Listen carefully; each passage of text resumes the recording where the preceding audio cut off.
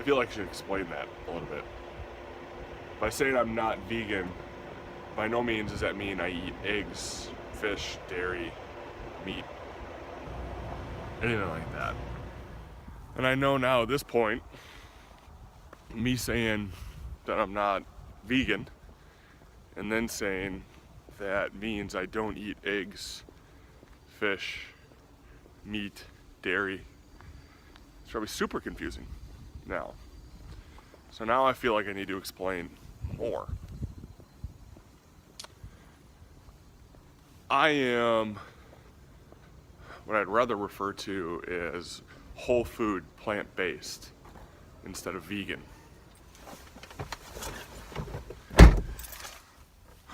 All right, now I know what you might be thinking, and that is, what's the difference between vegan and whole food plant-based? They seem pretty much the same.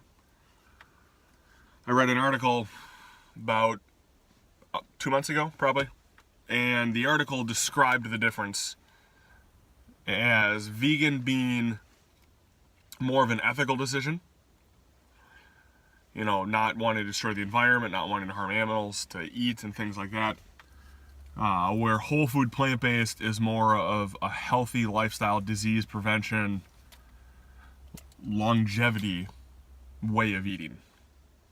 And that's really how they describe the difference.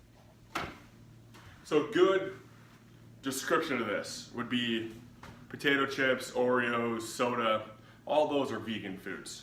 Nobody would classify those as health foods. There are what people call junk food vegans out there that eat a bunch of junk food, aren't healthy at all, have disease, things like that because of the diet that they're eating, but they justify by saying that they're vegan. I was that way for probably a year. And then when I started getting more into it and trying to ask myself, why am I not feeling as great as I thought I would be feeling? Why am I not losing as much weight as I thought I would lose? It really became apparent to me that I was eating vegan, but I wasn't eating real food. I wasn't eating health promoting foods.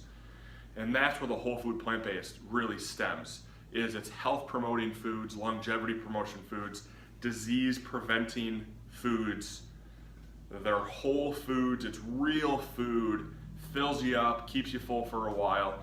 It's really hard to overeat, so it's easy to lose weight, easy to stay fit with it. And that was the real reason why I described it, or changed my mindset rather, on how I described my eating. Now lastly, when I talk to people about changing their eating habits, changing their lifestyle to lose weight and get healthier and enjoy life more, it scares the heck out of them, and that's a good way to put it, that it scares the heck out of them to not eat meat anymore. And they say to me all the time, I can't ever give up meat. My wife would leave me if I give up meat.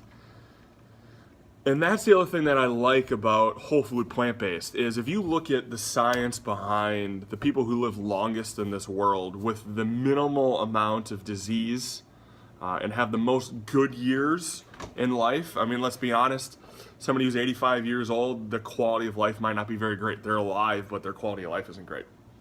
So if we look at people that have the longest quality of life, or the most quality years, and the longest lifespan disease-free, we come up with the blue zones. And the blue zones are 5 places around the world where people live abnormally long.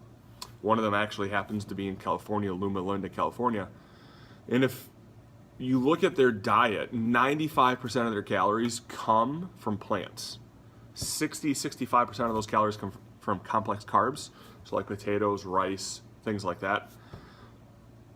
But that leaves about 5% of their calories from animal products. The interesting thing is, when they eat meat, and it's very, very often, it's about once a week at the most, you know, the easiest way I've seen it described is this is about their serving size at the most. They use it to kind of supplement the dish or flavor the dish. It's not the star of the meal the way it is for most people. When we sit down and have a meal, it's 12, 16 ounces of steak, and then it's 3, 4, 5 ounces of vegetables on the plate. It's the opposite. 3, 4 ounces of steak at the most, 15, 16 ounces of vegetables.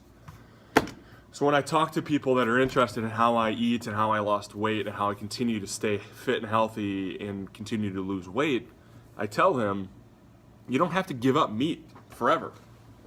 What I want you to do is dramatically reduce the amount of meat that you eat to a point to where it's not causing really much damage. And a lot of the science behind it is about 7% of your total calories, less than 7% of your total calories coming from animal protein.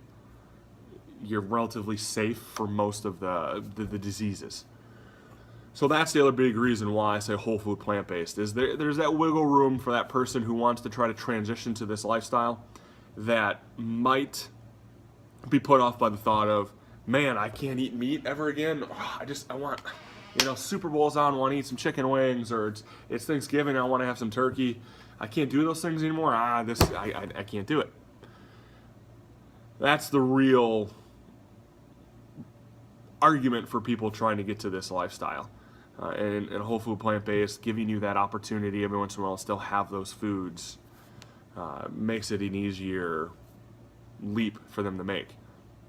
The other thing I find interesting, though, is once you consistently eat most of your calories and most of your food from whole food plant-based, the meat and stuff doesn't taste nearly as good anymore. So then you actually find yourself eating less and less of it. But that's it. That's how I eat whole food plant-based. More videos on this stuff to come later.